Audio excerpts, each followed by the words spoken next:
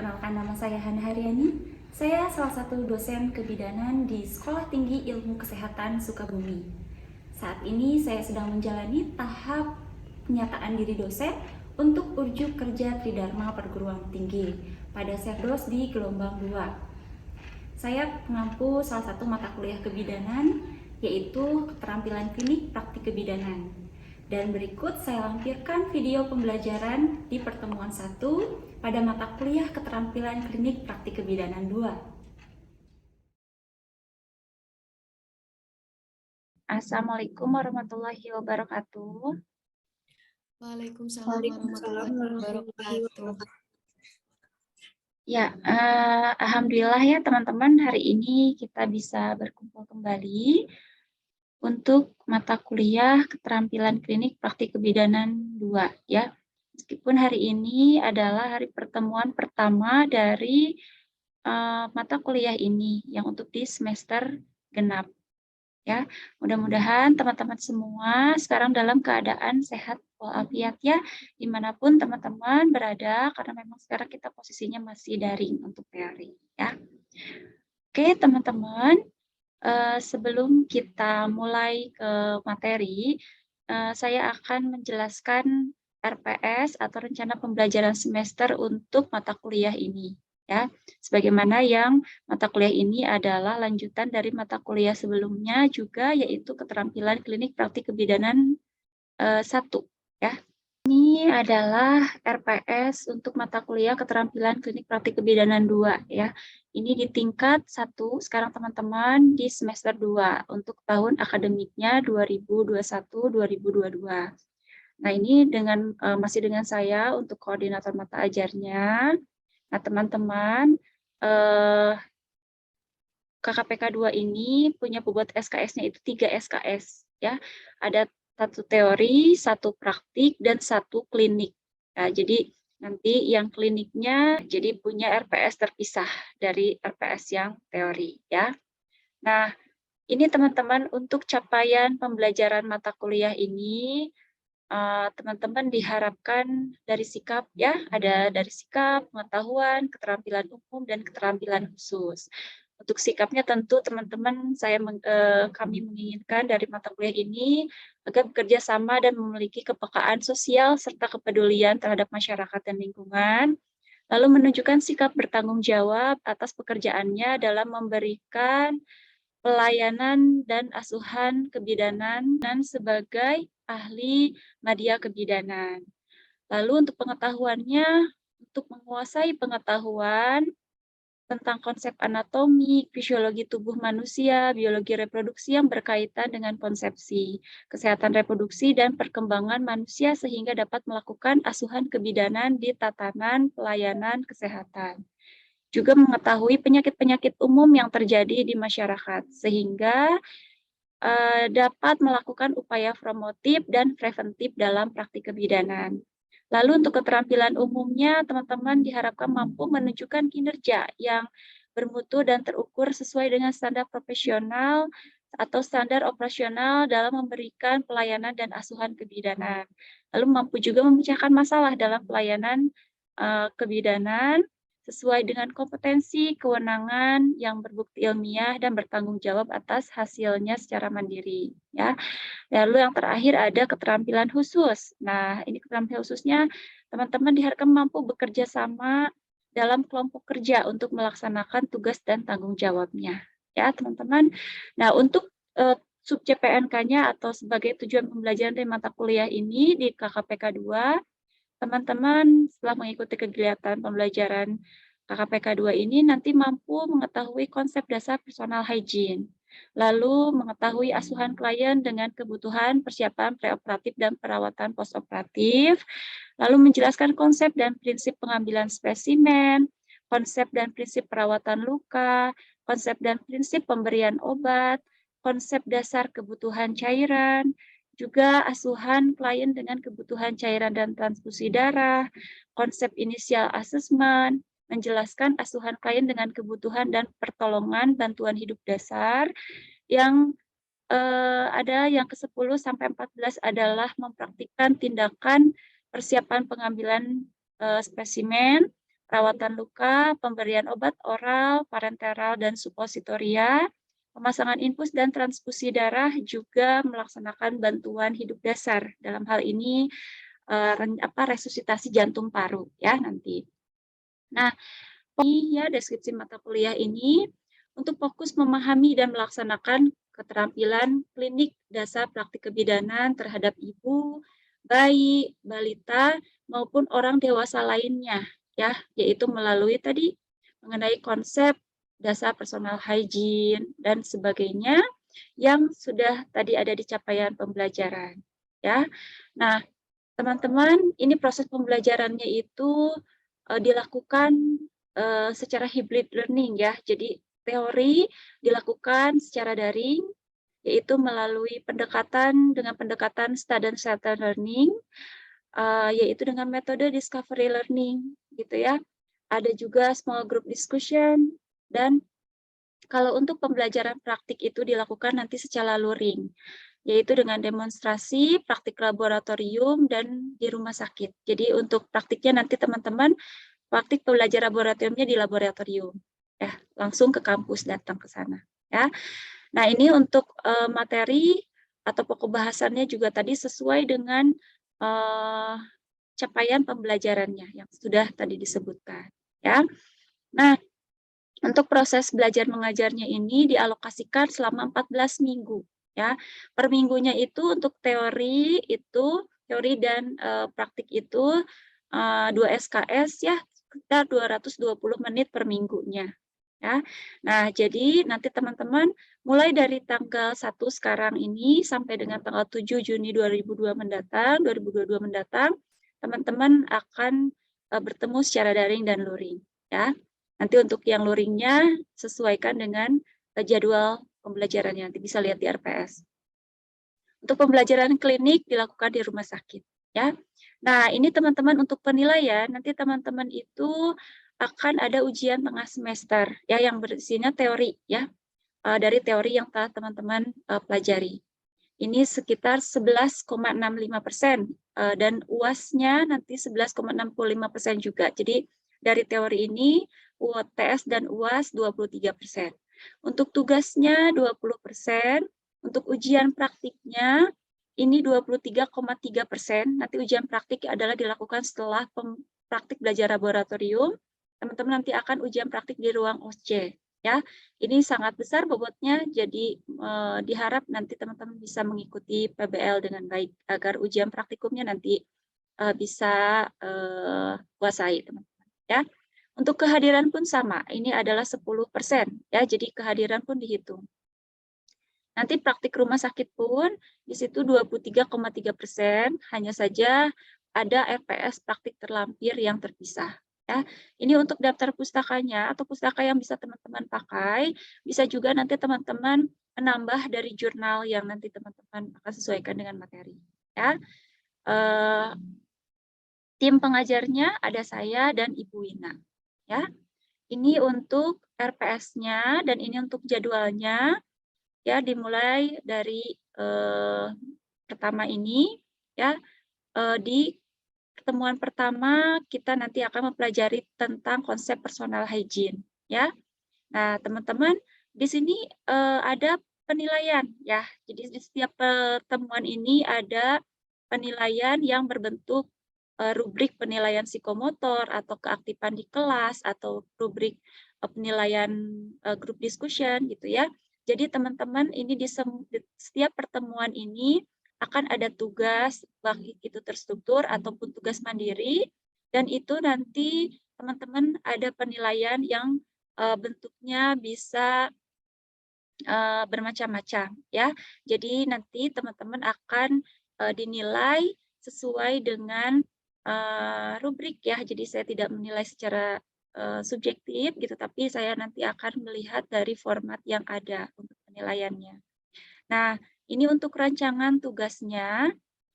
Untuk rancangan tugasnya, teman-teman nanti ada di pertemuan ke satu dan pertemuan ketiga ya, pertemuan ketiga dan keempat nanti bisa dilihat di RPS. Ini tugasnya adalah membuat dokumentasi asuhan kebidanan pada klien dengan kebutuhan perawatan luka dan pemberian cairan dan elektrolit atau pemasangan infus dan transfusi darah. Ini tugasnya berkelompok ya. Nanti teman-teman dapat di sini metode pengerjaan tugasnya bisa dilihat di formatnya ya, nanti format rancangan tugas. Nanti teman-teman di sini juga bentuk keluarannya berupa laporan ya, nanti bisa dilihat. Nah, ini penilaiannya juga sama, dia penilaiannya bobotnya punya 100%, tapi nanti dihitung dari semua tugas yang ada diambil 20%. Ya. Ini untuk jadwal pelaksanaannya, nanti teman-teman bisa melihat ya. Dan ini adalah contoh pembuatan tugasnya. Ya. Seperti apa, yaitu membuat asuhan kebidanan dasar, ini covernya. Dan ini adalah format pengkajian asuhan kebidanan dasarnya. Nanti kita isikan sesuai dengan kasus. Ya. Nah, ini nanti teman-teman sesuaikan dengan kasus. Lalu ini adalah contoh pengisiannya itu seperti apa. Saya juga memberikan contohnya. Nanti saya ini yang sudah dibagikan ke teman-teman. Ya, nanti bisa dibuka lagi.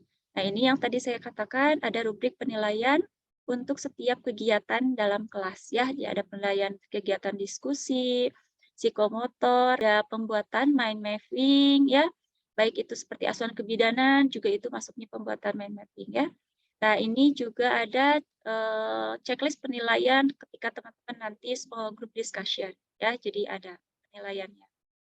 Ini juga keaktifan di kelas pun teman-teman nanti ada penilaiannya. Jadi seperti apa sih teman-teman harus aktif di kelas gitu ya. Nah, itu juga nanti ada penilaiannya. Nah, ini untuk RPS yang praktiknya, teman-teman. Jadi nanti saya akan lebih detail lagi ketika teman-teman akan segera praktik di rumah sakit. Ini sekarang sekilas dulu untuk penjelasan bahwa praktik ini nanti teman-teman satu SKS kliniknya ya. Nah, adalah untuk memberikan kesempatan gitu ya kepada peserta didik untuk pengembangan ilmu pengetahuan, keterampilan, sikap dalam praktik kebidanan, berbagai tatanan, klinik kebidanan sebagai kandidat bidan yang meliputi keterampilan dasar praktik kebidanan terhadap ibu, bayi, dan balita, maupun orang dewasa lainnya, yaitu pemeriksaan fisik dewasa, pemenuhan kebutuhan oksigen, personal hygiene, eliminasi, perbedaan, mobilisasi, perawatan luka, pengambilan spesimen, pemberian transfusi darah atau infus, pemberian obat, pencegahan infeksi dengan bimbingan penuh di fasilitas pelayanan kesehatan. Ya. Nah, ini juga nanti teman-teman bisa dilihat di sini sekitar 2 minggu praktik di rumah sakit ya, dengan menyesuaikan shift per hari sekitar 7 jam ya. Nah, ini untuk kurang lebih untuk jadwalnya ya. Jadi nanti teman-teman bisa dibaca ulang. Ini juga ada format penilaian untuk praktik kliniknya ya. Nah, teman-teman sudah dijelaskan bagaimana rencana pembelajaran semester ini. Teman-teman setuju ya semua ya? Untuk pertemuan 3 SKS di KKPK ini dengan tatap muka perkuliahan 14 kali perkuliahan atau 14 kali pertemuan dan nanti diakhiri dengan praktik klinik ya di rumah sakit. Setuju teman-teman ya? Setuju, Ibu. Setuju ya? Oke, baik. Nanti si pen boleh kirim saya tanda tangan ya. Di sini untuk tanda tangan kontrak pembelajaran kita hari ini ya sampai ke depannya. Ya. Sama pula nanti saya akan mintakan ke kelas yang sebelahnya. Oke. Untuk penjelasan RPS sudah cukup paham ya teman-teman? Paham, Ibu. Baik, kita sekarang masuk ke materi. Materi pertama dari pertemuan KKPK 2 ini, yaitu tentang konsep dasar personal hygiene.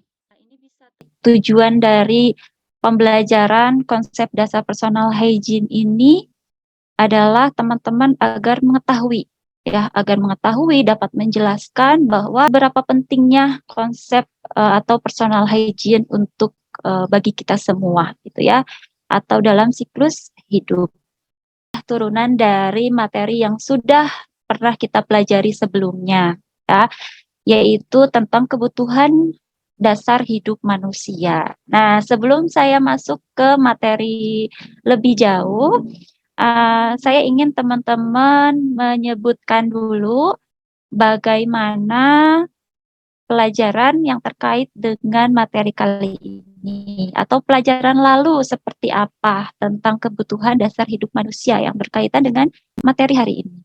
Kira-kira siapa yang mau atau bisa menjawab atau mengutarakan, silahkan.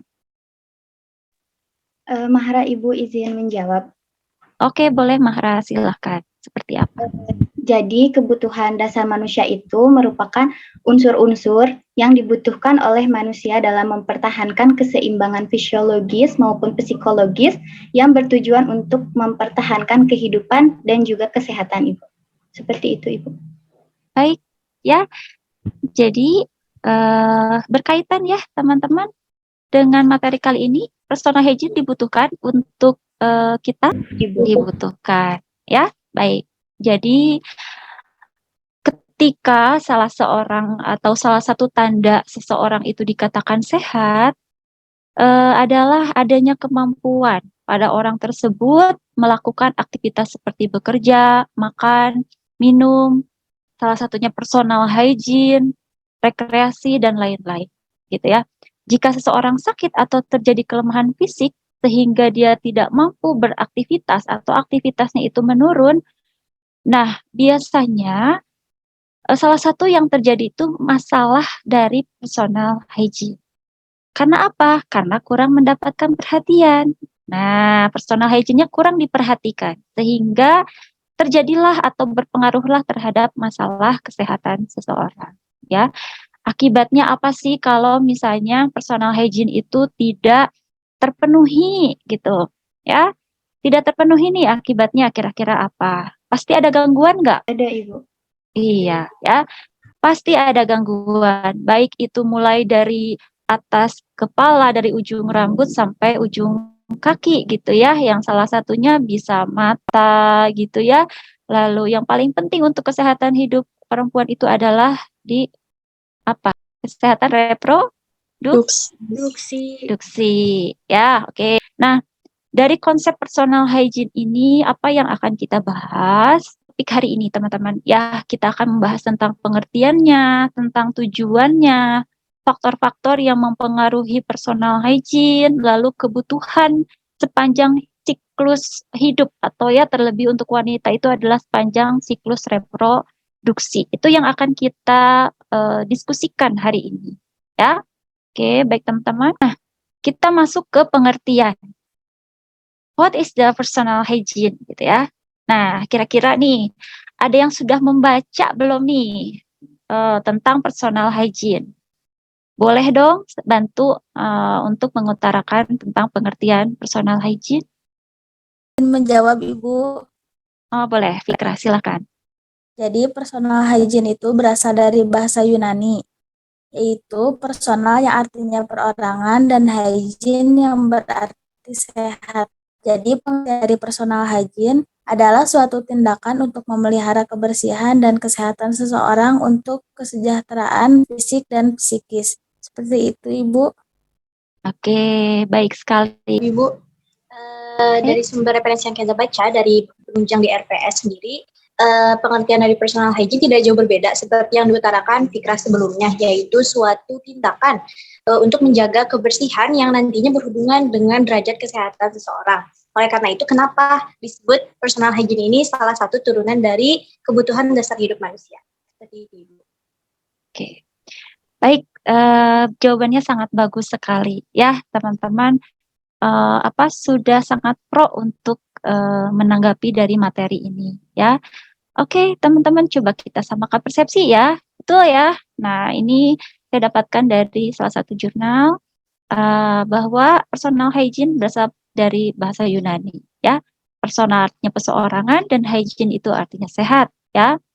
Nah, salah seorang juga menjelaskan bahwa personal hygiene merupakan perawatan diri di mana seseorang merawat fungsi-fungsi tertentu seperti mandi, toileting, kebersihan tubuh secara umum, dan berhias. Ya, jadi berhias itu ternyata masuk ke dalam personal hygiene. Ya, jadi kalau misalnya bukan berhias make up yang full make up juga enggak ya. Jadi artinya berhias diri itu adalah memantaskan diri. Itu juga masuk ke dalam personal hygiene. Oke, baik ya. Nah, apa sih gitu ya tujuan dari personal hygiene ini gitu. Yang pertama itu adalah kebutuhan rasa nyaman, juga keindahan gitu. Ketika kita merasakan nyaman gitu ya, hidup kita nyaman gitu, tunjukkan juga akan indah gitu terlihat. Ya kan? Ketika kita merasakan tidak nyaman ini saya belum mandi atau apakah indah terlihat? Ya, mungkin indah-indah saja tapi perasaan kita tidak full untuk indahnya gitu. Lalu ada peningkatan percaya diri, kita bersih, kita sehat gitu ya. Wah, percaya diri kita meningkat tuh. Makanya bisa meningkatkan personal hygiene. Kenapa kita harus menjaga personal hygiene gitu ya? Lalu setelah percaya diri itu biasanya dapat meningkatkan untuk pencegahan penyakit gitu. Kita untuk mencegah penyakit itu bisa dilakukan dari personal hygiene atau kebersihan diri kita dulu. Untuk apa itu semua? Yaitu tujuan akhirnya itu adalah untuk meningkatkan derajat kesehatan ya. Derajat kesehatan itu harus dimiliki siapa? Dimiliki orang di seluruh dunia karena untuk meningkatkan derajat kesehatan dunia ya. Ini sangat berpengaruh padahal biasa aja gitu ya. Personal hygiene gitu bukan yang tindakan yang invasif atau apa, tapi ternyata bisa meningkatkan derajat kesehatan. Karena adanya dalam diri kita. Kita yang melakukan personal hygiene itu. Ini faktor-faktor yang mempengaruhi personal hygiene ya. Ada faktor-faktornya teman-teman. Nah, dari faktor-faktor tersebut banyak ya. Ada status kesehatan, ada budaya, ada status sosial ekonomi ya. Ada tingkat pengetahuan dan perkembangan, lalu ada cacat jasmani atau mental gitu. Lalu ada praktik sosial, lalu ada citra tubuh, pilihan pribadi gitu ya. Nah, itu semua mempengaruhi. Saya jelaskan, teman-teman ada gak yang kira-kira mau atau sudah paham atau sudah mengetahui tentang faktor status kesehatan? Kira-kira seperti apa contohnya? Boleh disilahkan untuk teman-teman. Ibu izin menjawab. Oh, silakan. Lulu ya, Mangga. Status kesehatan itu seperti seseorang dalam kondisi sakit atau cedera, sehingga memerlukan bed rest, apalagi dalam waktu lama. Hal ini akan mempengaruhi kemampuan seseorang memenuhi kebutuhan personal hygiene dan tingkat kesehatan klien. Disinilah peran perawatan untuk memenuhi kebutuhan personal hygiene dan mencegah gangguan seperti kerusakan membran mukosa, kulit, dan lain-lain. Oke, sangat baik sekali jawabannya. Sepertinya Lulu sudah banyak membaca ya tentang personal hygiene. Betul ya teman-teman. Jadi terima kasih Lulu atas jawabannya. Yang menggosok gigi bisa menjadi sakit gigi, terus napas juga menjadi bau, Ibu. Kira-kira nih dari tadi sudah beberapa menit kita berjalan waktu gitu ya. Ada yang sudah mendapatkan jurnalnya? Personal hygiene penting untuk remaja menstruasi ya Ibu ya. Oke, baik. Siapa penulisnya? Dari Dwi Susanti dan kawan-kawan. Jadi personal hygiene untuk remaja itu sangatlah penting. Perilaku menstruasi sangatlah penting dilakukan oleh wanita dengan tujuan untuk memelihara kebersihan dan kesehatan diri sendiri, baik secara fisik maupun mental. Untuk memeliharanya, untuk mewujudkan kesehatan diri karena tubuh yang bersih akan meminimalkan risiko seseorang terjangkit suatu penyakit. Begitu Ibu. Nah, kira-kira adakah yang ingin bertanya atau yang didiskusikan dari pertemuan hari ini? Assalamualaikum warahmatullahi wabarakatuh, Ibu. Ya, Waalaikumsalam. Sebelumnya, perkenalkan, saya adalah Putri Oktavia, izin untuk bertanya, apakah pengaruh lingkungan pergaulan juga dapat mempengaruhi personal hygiene, Ibu? Terima kasih. Baik, ya. Baik sekali pertanyaannya. Nah, kira-kira siapa nih yang bisa jawab dari pertanyaannya, Dela? Assalamualaikum warahmatullahi wabarakatuh, Ibu. Ya, Waalaikumsalam. Ya, udah izin masuk Ibu, izin menjawab pertanyaan dari Dela ya. Tadi mengenai pengaruh lingkungan pergaulan, apakah dapat mempengaruhi personal hygiene ya, kurang lebih seperti itu. Jadi untuk jawabannya, untuk kelompok-kelompok sosial dalam pergaulan seseorang dapat sangat mempengaruhi hygiene. Ketika usia anak-anak, praktek hygiene ini didapatkan dari orang tuanya. Dan untuk pengaruh selanjutnya itu bisa dari kebiasaan di rumah, kebersihan lingkungan rumah, dan bagaimana anak diajarkan cara merawat itu. Kurang lebih seperti itu adalah bagaimana. Saya izin bertanya Ibu, bagaimana cara merawat kebersihan kulit apabila ada bagian kulit yang sedang terluka? Yaitu lebih sering periksa luka agar tidak terjadi infeksi. Yang kedua, bersihkan bagian luka terlebih dahulu sebelum ke area kulit lainnya. Yang ketiga, selalu mencuci tangan ketika akan membersihkan kulit agar supaya tidak ada kotoran yang menempel pada bagian luka. Jadi intinya, fokuskan kebersihan kulit pada bagian luka agar tidak terjadi penyebaran pada kulit lainnya. Seperti itu, Monik, bagaimana? Kan kira-kira seperti apa pertemuan kita hari ini materinya? Izinkan saya untuk menyimpulkan apa yang kita dapatkan dari materi yang telah kita bahas hari ini mengenai personal hygiene. Jadi sebelumnya pada KKPK 1 kita mungkin sudah mengenal ada yang namanya kebutuhan dasar hidup manusia. Nah, salah satunya ada personal hygiene. Mengapa personal hygiene ini masuk ke dalam KDM? Karena personal hygiene ini akan mempengaruhi kebutuhan manusia terhadap kebutuhan akan kesehatan dan juga rasa nyaman. Di mana jika personal hygiene ini terganggu atau tidak terlaksana dengan baik, maka akan mengakibatkan banyak hal yang tidak seharusnya didapatkan oleh manusia, misalkan penyakit, infeksi, lalu kurangnya rasa nyaman, tidak ada rasa percaya diri. Nah, namun di balik itu ternyata personal hygiene juga dipengaruhi oleh beberapa faktor. Salah satunya ada faktor status kesehatan dan juga pengetahuan seseorang. Yang dimana kedua faktor ini berkaitan dengan yang nantinya akan kita berkaitan dengan kerja kita sebagai tenaga kesehatan, di mana kita selaku bidan atau perawat akan membantu memenuhi kebutuhan tersebut terhadap orang-orang yang memiliki status kesehatan rendah atau misalkan sedang sakit atau mengalami cedera. Pun di balik itu ada juga pengetahuan seseorang, di mana kita sebagai tenaga kesehatan, khususnya bidan, haruslah mampu memberikan Penkes kepada ibu hamil ataupun balita untuk meningkatkan derajat kesehatannya melalui tindakan personal hygiene. Seperti itu, karena sebelumnya juga teman-teman sudah bahas dari beberapa jurnal mengenai Penkes-Penkes penting, khususnya untuk ibu yang sudah melahirkan atau postpartus, yang dimana memiliki luka jahitan, dan juga untuk... Baik, ya sungguh luar biasa ya teman-teman sudah berdiskusi ya, dan yang terakhir sudah menyimpulkan, dan apa yang disimpulkan memang sangat related sama dengan apa yang kita bahas hari ini ya. Teman-teman saya lihat dari keaktifannya cukup sangat aktif gitu ya. Jadi dipertahankan nih, bahkan ditingkatkan lagi nanti ketika kita akan beranjak ke materi-materi yang selanjutnya. Dan nanti untuk kedepannya, untuk materi selanjutnya teman-teman juga bisa bersiap-siap lagi nih. Bagaimana nih materi selanjutnya gitu ya, apa yang harus saya lakukan gitu ya ketika saya ada di kelas. Itu bisa dibaca di RPS, apa yang ada di rubrik penilaian dan kegiatan apa yang menjadi tugas bagi teman-teman.